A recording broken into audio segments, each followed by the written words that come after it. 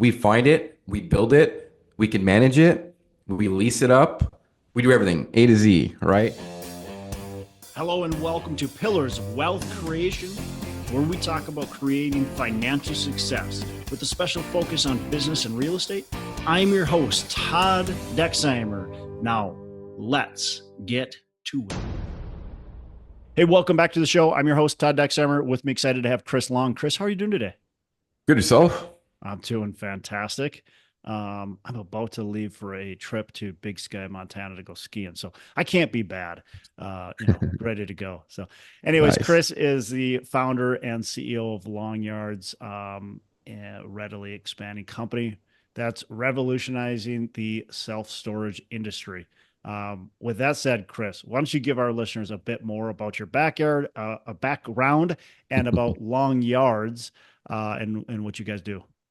Cool. Yeah. So Chris Long, founder of Longyards, and basically started off blue collar in the trades, carpenter. Got started as an apprentice, became licensed, got into construction, started my own company, was building, renovating houses, turned them into duplexes. So just love construction, love real estate, love cash flow. Yeah. And it kind of all merged into a nice world of, okay, I love real estate, but I don't like residential tenants because they have too much control, especially in Canada.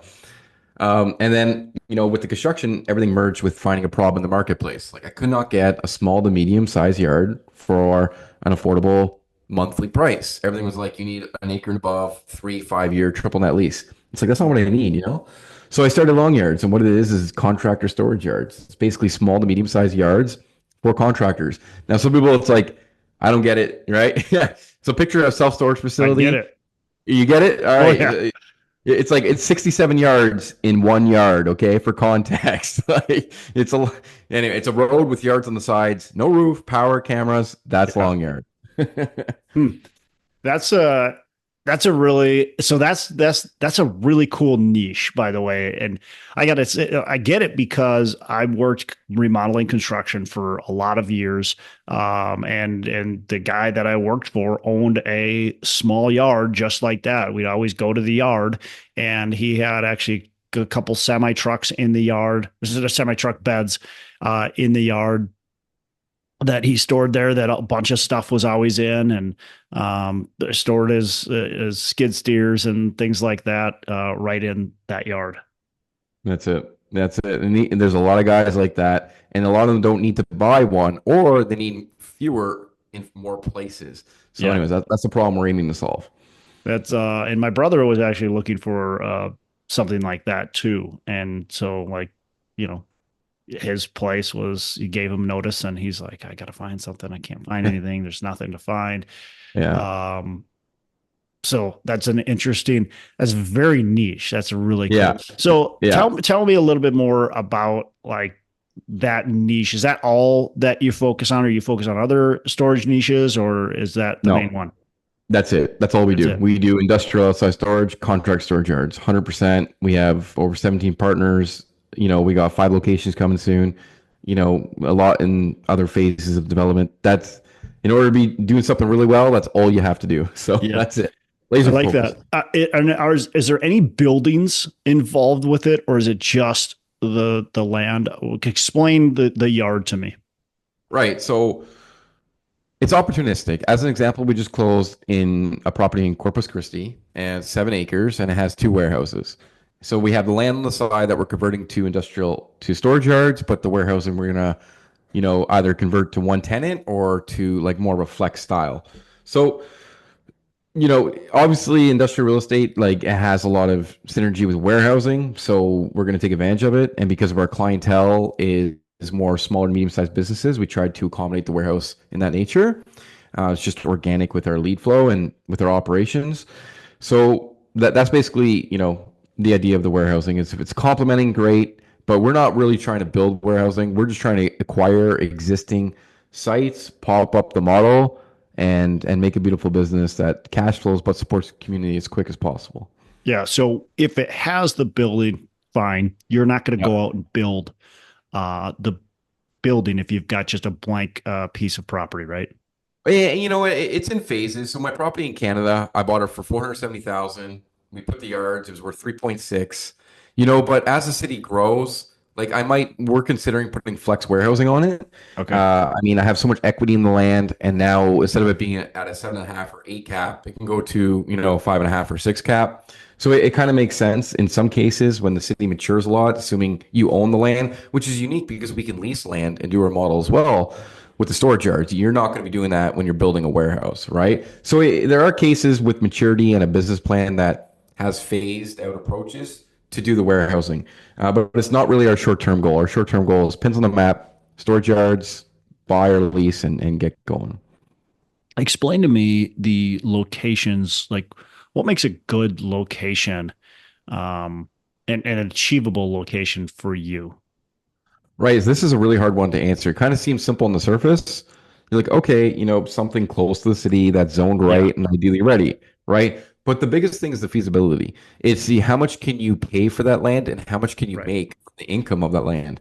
So our buy box, it has the filters of all of these items. Like again, close to main artery, 3 to 8 acres of warehouse, land on the side, ideally good access, all these other boxes that check. The beautiful thing about us, we just need power, right? We need all these utilities. But then it goes into the feasibility, the underwriting. Like how much can you pay? Because in some places, IOS or what is being known as IOS, industrial site storage, which is the land we're chasing, is anywhere from $500,000 to $1 million an acre, Yeah. right? It's very difficult to make those locations work. So, yeah, it's definitely challenging to get the right asset that we're chasing, but there's more creative ways we're doing it, which opens up more doors of opportunity. So I think it's important to note. But the buy box is wide, but the narrow in is actually how do the numbers work? What what kind of numbers? I mean, are you looking at cash on cash returns? Are you looking at future values? Like what's the most important thing for you when you're looking at buying a property? Looking at buying it, well, there's a few metrics. One, the debt service coverage ratio. We've got to Yeah. satisfy the bank.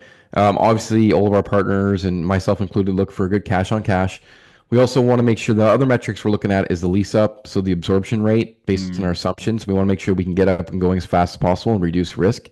Bet big, bet small. So risk small. So we like to, a few of our metrics are also we have on the purchase side, like a gross rent multiplier. It's just another formula that we use internally. We have a lease burden rate. So our feasibility tool basically plugs in all these metrics and spits out, is this, good or bad based on these defining metrics? And now we've built this tool we can have VAs use, which is really cool. So, our numbers are so strong though that we have a high benchmark. Like our cash on cash, like we're getting payback in full in around 2 years just on cash flow, not on a refinance or nothing else. mm. So even quicker in a lot of cases. But we have a high benchmark because our first dozen locations, they need to not just be good, they need to be great. So our benchmark, our threshold is really high. Yeah. Yeah. That's a great payback. If you can achieve a payback in a couple of years, that's a really good payback. Yeah. Especially on cash flow. Most people are looking at when they purchase assets. I mean, the most common type of purchasing assets is look, it's going to cash flow very little, and we're going to make the money on the equity. When you can make the money on the cash flow and make money on the equity if it happens, that's a beautiful business model, right? That's a business model that's everything can fail, but that's a business model that's harder to fail at when it's cash flowing well. Yeah. Um, what makes you already mentioned close to the main artery and some other things, but anything else that makes one of these successful? Like what do you do to the asset, to the property after you purchase it that's going to really make it successful? I mean, it's just about value engineering. You get in the maximum net rentable square footage. So the whole and being vertically integrated, which sometimes I fail to mention on podcasts, is like we find it, we build it, we can manage it, we lease it up, we do everything A to Z, right? Mm. So part of the value engineering, the highest and best use of the property is making sure that we have a good depth of knowledge of that area, but also it's what consumers and clients we're going after to pre-lease it as much as we can, and then doing the highest and best use layout on the property. Because at the end of the day, we're doing fenced in yards. We need to make sure we can get as many in there as we can, and just to maximize the income, and that's pretty much what we're doing. I got to imagine security is probably fairly important. Yeah, yeah, we want cameras. For sure, for security. And you know, there's other practices like out of sight, out of mind. So we want to make sure that it's really secure. You can't see in other people's yards. The whole environment is very private, like upheld. It's not like your traditional storage yard where you just see stuff everywhere. It's a little more sloppy. This is like a very clean look, right? Very well branded, the nice blue colors, very tucked in, nice and tight. So yeah, you know, there's a lot of like standards that we want to apply, and at the end of the Yeah. day, you know, have a good business on it. So there's a certain size, certain acreage, certain amount that you're looking for, like minimum. It it's really funny, you know. Like I used to say minimum 3 acres, but you can go even smaller, man. If the numbers work, or you can get creative on the profit share program with the owner. It doesn't limit you to the size. Hmm. So you know the size is really actually dependent on the numbers. So you know I don't put the size first. I put the feasibility and how it's negotiated. And if you can get around that and make a win-win, then you can make the model work. Yeah. Yeah. The guy that I worked for, I would guess his size of that yard was probably only like a half an acre. It was a pretty small site, and now he owned it, but small site, and he stuffed everything in there pretty well.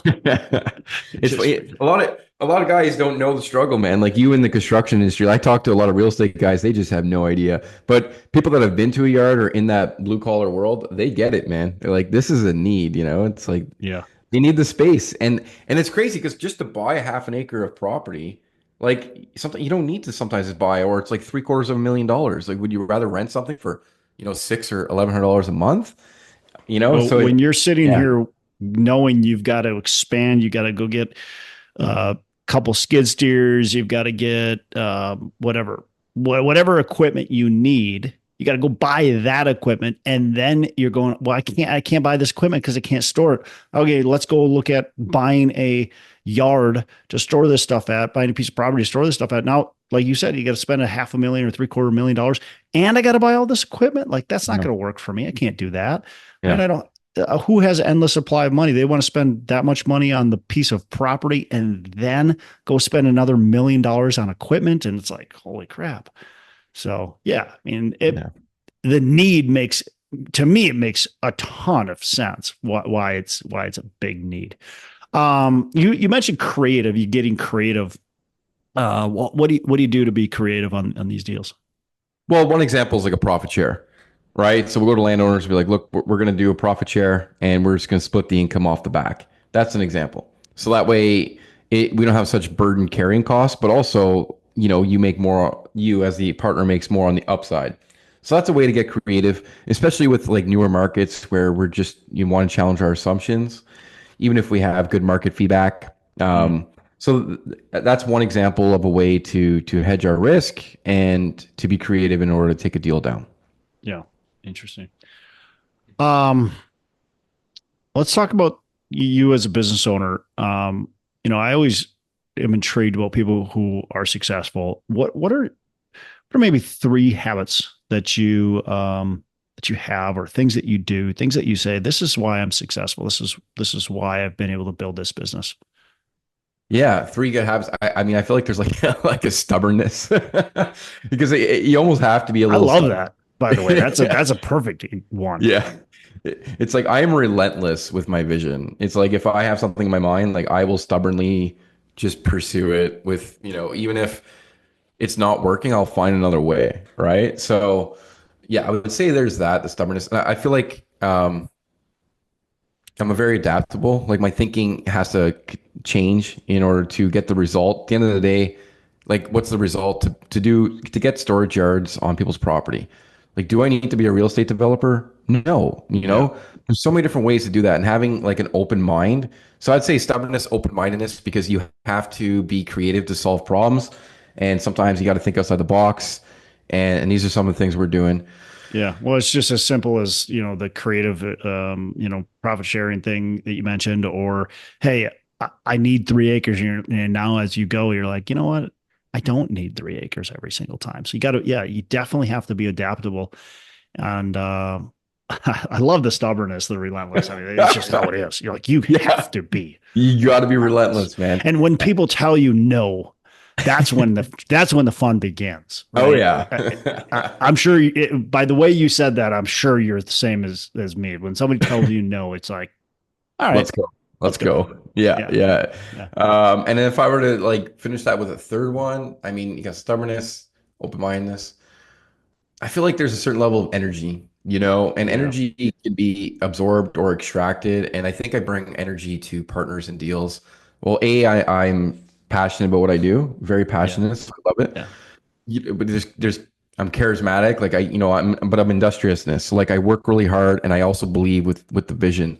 So but the energy is being positive. It's like no one wants to be like a Debbie Downer, kind of like dragging your feet all the time. So it's yeah, like, let's go, let's push this through.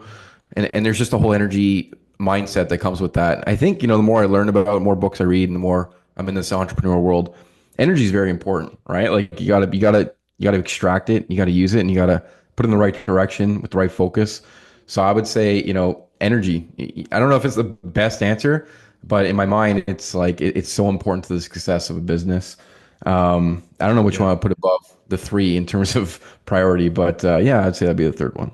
I think energy is so important that, and I think it's maybe one of the most important parts about being successful in business. And a lot of people just ignore it or don't think about it. We don't think about it. You either have it or you don't. And I think you can create energy. You can develop that as well. So those people who don't or lose it. I think it's easy to lose energy too Yeah. as you go into this business, and bad habits, things like that can completely destroy your energy. In fact, like I was thinking about the other day, I'm like, man, I've gotten like scrolling social media, like scroll, like that just zaps your energy completely. You're completely Yeah. distracted. Like that's the Yeah. worst thing for it.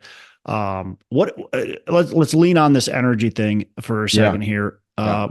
How do you make sure that you are energetic every day? By the way, I I'm going to define energy. You've already kind of defined it, and add on anything that you think I missed. But I think energy doesn't necessarily mean you're like flailing in your arms and like super Yeah. excitable and all that kind of Yeah. stuff. In fact, I think some of those people are just fake and Yeah. like talk really fast. Blah, blah, blah.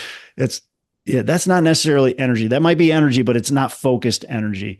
Right. You can also have people, and I know people that are just outwardly not excitable, like very toned down, but they've got energy. They start at, 6 a.m. and they work and they're very focused and they just continue to work their 8, 10, 12-hour days, very focused and I think that's what I would call a lot of energy right there. They don't get distracted. They're just boom, they're lasered in. I mean, with that said, I guess is there anything you want to add onto that definition, and then what, like how do you get your energy and how do you continue to make sure you are focused and able to continue every single day? Because that's a challenge. It's very hard. I would say this is so important. There's kind of a belief system that I hold with everything overlapping, like the stubbornness, because like the way I grew up and how I grew up, I just believe that I have to make it work no matter what. And there's an energy of somewhat of a responsibility through like calling my ancestors, wherever the case is, like you cannot fail. Like you Mm. just, and it's not even like, failure is like you just can't give up, Yeah. So I just believe that the energy I have is like, it's just like an stubbornness will to keep going, but it's also, it's sometimes hard to answer because it's like a bit of a spiritual overlap. But I mean, like energy, it's a driving force, but it also you can get sucked into both tunnels of energy. Like when things are going bad and you keep having bad things, because as an entrepreneur, like you can get in a down spiral. Yeah. And But on bad this, things are going to happen no matter what. yeah, and if you're thinking bad things are going to happen, like it keeps going down. But you have to, like, we live our lives in our head, right? So like you have to constantly fight this energy, and it's like Now the spirals are starting to go upwards, and you can ride that energy wave and keep good momentum going. And a lot of people think, oh, well, there's life is like roller coasters and up and down, up and down, up and down. Yes, to a case. But what you have to remember is that energy and that spiral moving up, you have to fuel that energy. You got to keep people going around you, and this is good momentum. And you got to find the waves and ride the waves of energy. And just because it's going down doesn't mean it's a bad thing on the journey. Like these are either lessons or hiccups you're meant to go through. But having the mindset that the energy is flowing, like money is somewhat of a sense of energy, and people's resources is energy, all working towards a goal. So you have to be like an energy harvester, and you have to move and with momentum and focus and clarity, and put this energy towards the right goals. So it's sometimes easy to understand but hard to say. But I think with the right focus and clarity, like you harvest energy. And as leaders, that's our job. Our job is to inspire and get energy and put it in the right direction. Yeah. Well, that was actually really well said. Yeah. So I think you put it there really well. Such an important topic, and I think people need to figure out. Look, first of all, if you find yourself getting sucked into negative energy, you have to stop. Like you just have to figure out how to stop it. And you have to be able to turn that around. And I get it. Like business is tough. Things happen. Your business doesn't go the way you planned all the time every day. So it's easy to get stuck in that cycle, but you got to figure out what's getting you in that cycle. Is it people that you're surrounded by? Is it just you need you need to talk to different people. I don't know what it is. Yeah. For every situation is different, but you got to get out of that. Look, throw yourself a pity party for one day or 1 hour maybe, but then Yeah. you got to just step out of it. And for me, prayer is huge. My wife can help me snap out of it pretty quickly as well, even though I don't like to admit that. But having the right backstop, I think, is really important. Yeah. Yeah. And that's the thing, is like building that support net around you, right? It's huge. Yep. Yep. All right. I want to know, what is a mistake that you've made in business? Whatever. And how have you learned from it? How can you teach our listeners something here? Yeah. Well, sometimes, I'll say this with clarity and focus is like when I was running my construction company, I went from 1 employee to 14 employees, and over the course of a couple years, and we were doing larger commercial jobs. And one of the biggest mistakes I didn't make, and I kind of knew, you get those little red flags and you kind of want to ignore them because you believe that with optimism as an entrepreneur that things will work out. But the lesson was like, say no quick if you have red flags. And in this commercial job, I was kind of being pushed around a little bit. And I was going off the hunch that people who said they would back me, which were, by the way, larger corporate partners, big pockets, like, don't worry, we got you. I should have said no and implemented contingencies faster at the beginning.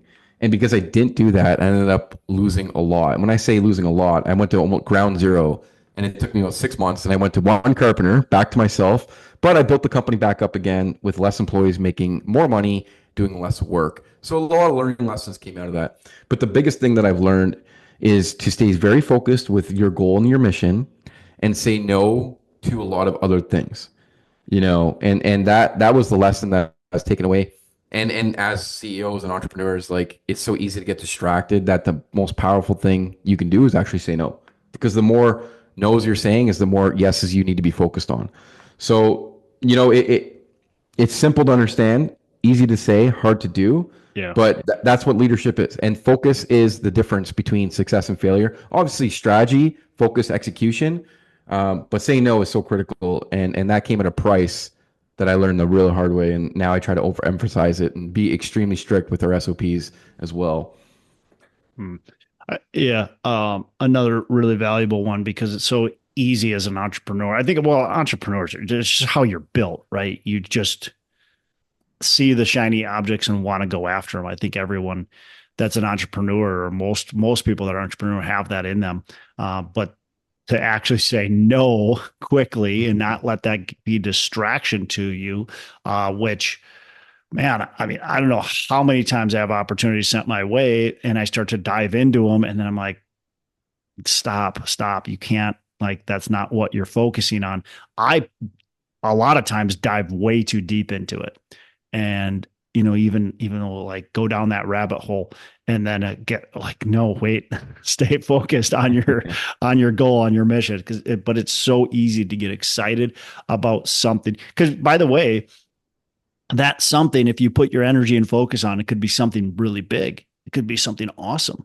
But if it's not what you're truly going after, it's just going to be a distraction, and it's probably not going to be successful.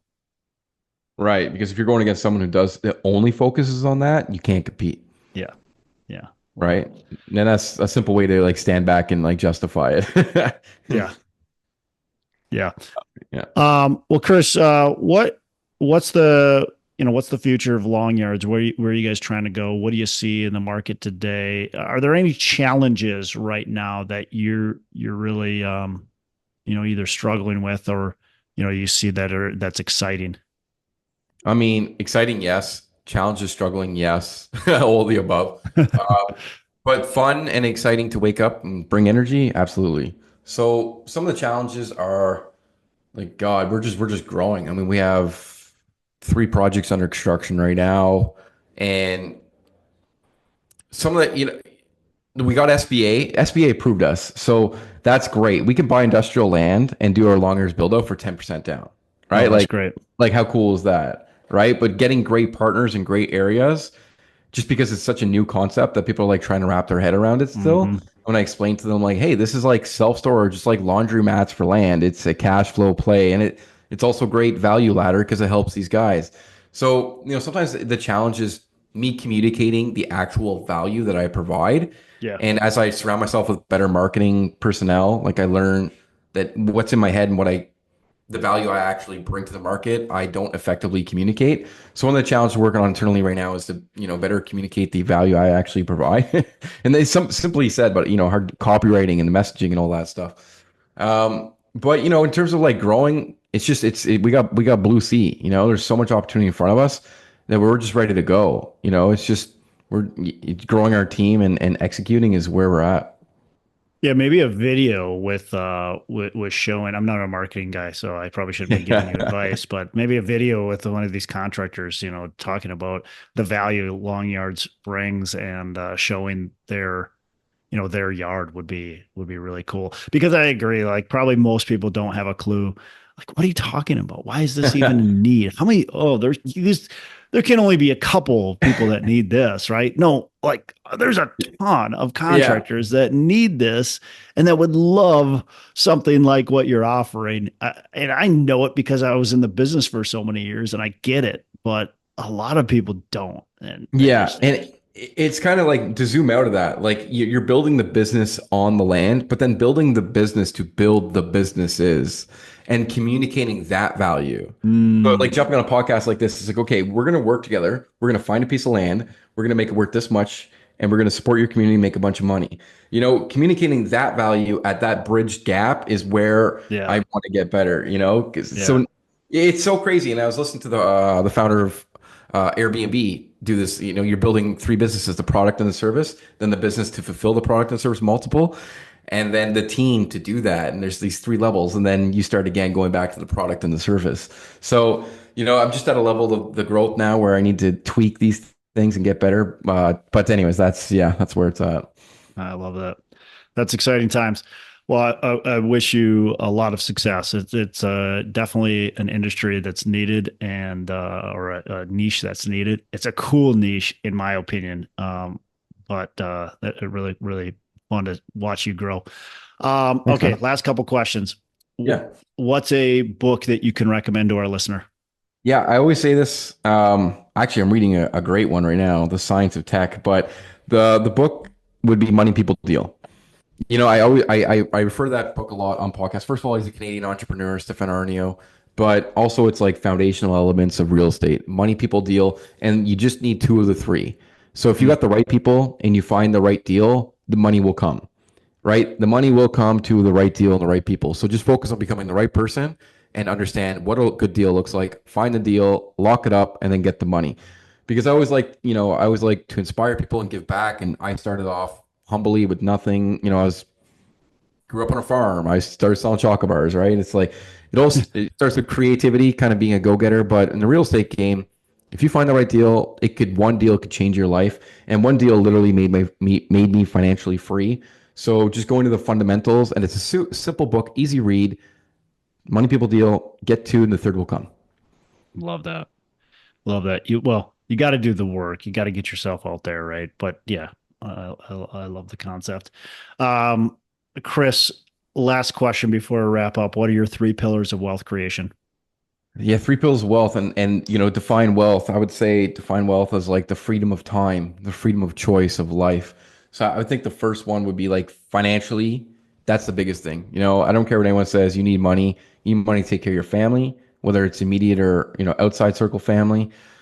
So like creating that and getting that solid is the first thing. So you need to create a financial, you know, a brick. You just need your rock of money. And then at Yeah. the second financial pillar that I created was the time freedom. I'm pretty lucky. I have a stay-at-home wife and stay-at-home mom.